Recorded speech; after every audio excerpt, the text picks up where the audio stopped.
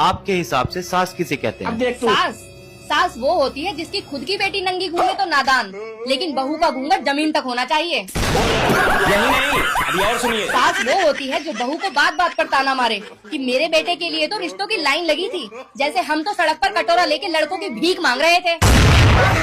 सास वो होती है जो बात बात पर बहू को समझाए कि मैंने मेरे बेटे को बहुत लाड प्यार से पाला है, जैसे हमें तो हमारी माँ ने मीशो से ऑर्डर किया है।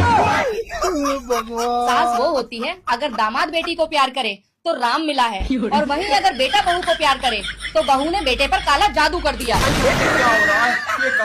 सास वो होती है जो शादी से पहले बोलती है कि हमें कुछ नहीं चाहिए, और वहीं शादी के बाद बोलती है कि तेरे माँ बाप ने दिया ही क्या है।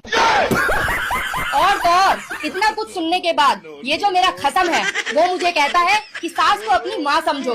इस तेज पत्ते की शक्ल वाले को मैं कैसे समझाऊं कि जैसे दाल चीनी में दाल नहीं होती, आमलेट में आम नहीं होता, और कोलगेट में गेट नहीं होता, वैसे कभी सासू माँ में माँ नहीं होती। समझ में आई चीजों से? पति है हमको सिर्फ फांसी का सजा। आपके हिसाब से सास और बहू में सबसे ज्यादा गलती किसकी होती है? गलती और किसकी? बहू की, जो अपने मायके से सीख कर आती है कि सास को अपनी माँ समझो, पर उसे ये नहीं पता होता कि ससुराल की सुबह माँ की ममता से नहीं बल्कि अपनी माँ की गाली सुनने से होती है। यही नहीं, अभी और सुनिए। गलती बहू की होती है कि वो सास के बेटे को थोड़ा सा इंसान बना देती है, और सास को लगता है कि कमाऊ पूत हाथ से निकल गया।